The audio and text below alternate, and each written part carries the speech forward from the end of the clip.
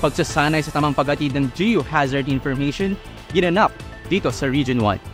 Isinagawa ng DOST FreeVolks sa pagkipagtulungan ng DOST Region 1, OCD Region 1 at PIA Region 1 ang FreeVolks InfoPress, Understanding and Communicating Geologic Hazards in Region 1. Ang layunin ng aktibidad na ito ay mapataas ang kaalaman at kakayahan ng mga kalahok sa tamang paraan ng pagpapahayag ng impormasyong may kinalaman sa geohazards sa iba't ibang plataporma ng komunikasyon. Ang naturang aktibidad ay sinagawa sa dalawang clusters, isa para sa La Union at Pangasinan na ginanap sa probinsya ng La Union at ang isa naman ay para sa Ilocos Sur at Ilocos Norte na sinagawa sa probinsya ng Ilocos Norte. Dinaluhan ito ng mga information officers mula sa iba't ibang ahensya at mga miyembro ng media dito sa rehiyon. Sa pangunguna ng mga eksperto mula sa DOST FreeVolks, layunin nitong bigyang diin ang kahalagaan ng tamang paggamit ng mga teknikal na terminolohiya at matulungan ang mga kalahok na makuha ang wastong kaalaman sa mabisang pagpapakalat ng impormasyon ukol sa geohazards sa publiko.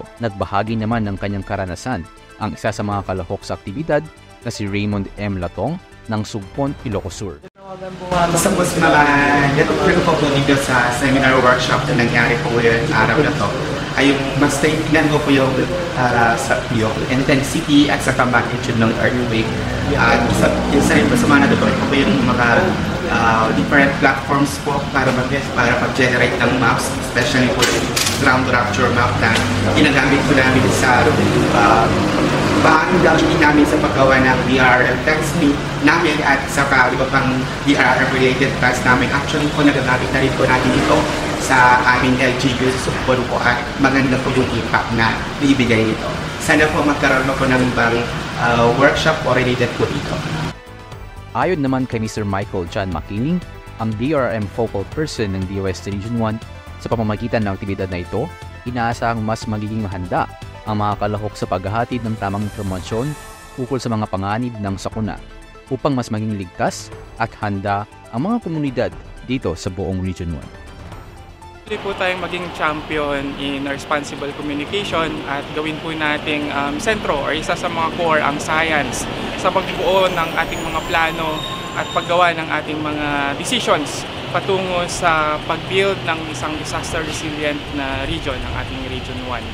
So ang DRM po ay hindi lang gawain o hindi lang ang DOST ang gagalaw dito, kundi lahat ay may role, no? So ang DOST po ay nagpo-provide ng mga solutions at isa nga po dito ay ang capacity building gaya ng ginawa nating InfoPress. At isa pa sa mga ginagawa ng DOST ay pag-provide ng mga solutions through technological interventions para nang sa gayon ma-uplift ang resiliency natin dito sa Region 1. Mula dito sa Batac City, Ilocos Norte, ako si Christian Casimiro na buulat. Yes, he wants it that. 1 DOST for you.